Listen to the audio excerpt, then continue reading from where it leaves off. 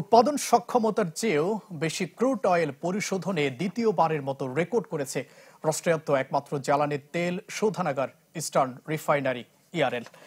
2024-25 অর্থ বছরে 15,35,000 metric ton পরিশোধনের তথ্য তুলে ধরে বিপিসি চেয়ারম্যান জানান, উৎপাদন আরও বাড়াতে ইআরএল এর দ্বিতীয় ইউনিট হবে, যা হবে দেশের অর্থেই চূড়ান্ত হয়েছে যার ডিপিপি।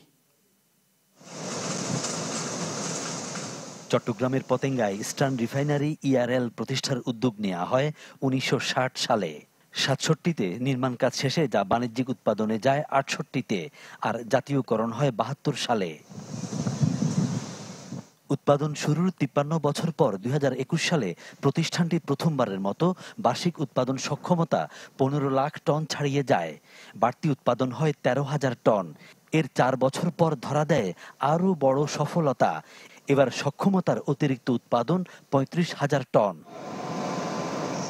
সাফল্যের এই মাইলফলক ছুঁয়ে যাওয়াকে আনুষ্ঠানিকভাবে জানান দিতেই মঙ্গলবার দুপুরে এই সংবাদ সম্মেলন, যাতে তুলে ধরা হয় সাফল্য গাঁথার পেছনের গল্প আর চ্যালেঞ্জের নানা দিক। প্ল্যান চালাতে গেলে আমাদের যেহেতু 57 ইয়ার্স ওল্ড প্ল্যান, এটিকে প্রপার মেইনটেনেন্স এবং কর্মক্ষম রাখা, বিপিসির আমরা অনেক সময় ফরেন কারেন্সি অ্যালোকেশন, আমাদের স্পেয়ার পারচেজ, এ ব্যাপারে তাদের সর্বাত্মক সহযোগিতা আমরা পেয়েছি।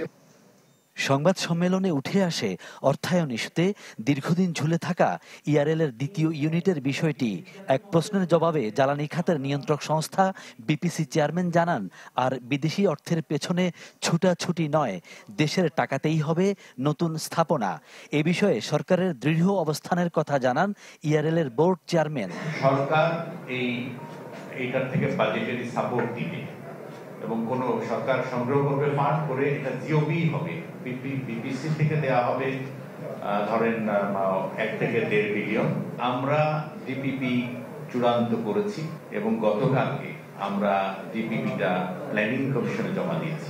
যখন বিভিন্ন ধরনের চাপ থাকে না, মানুষ মুক্তভাবে কাজ করতে পারে, স্বেচ্ছাপ্রণোদিত হয়ে কাজ করতে পারে, কোঅর্ডিনেটেড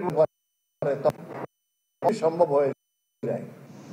ইআরএল এ ক্রুড অয়েল পরিশোধন করে diesel, petrol, octane, furnace oil, jet fuel ও বিটুমিন সহ 14 ধরনের পণ্য উৎপাদন করা হয়, যা দেশের মোট জ্বালানি চাহিদার প্রায় 1/4। বেড়েছে ইস্টার্ন রিফাইনারির বয়স, তবে এর ভারে নুয়ে না পড়ে প্রতিষ্ঠানটিতে বেড়েছে উৎপাদনের মাত্রা, যা ইতিবাচক গল্প রচনা করেছে জ্বালানি নিরাপত্তায়। তবে এর আরও সুরক্ষায় ইস্টার্ন রিফাইনারির দ্বিতীয় ইউনিট স্থাপনের কাজ এখনই শুরু করা সময়ের দাবি। Fakhrul Islam, channel 24, eastern refinery, Chittagong.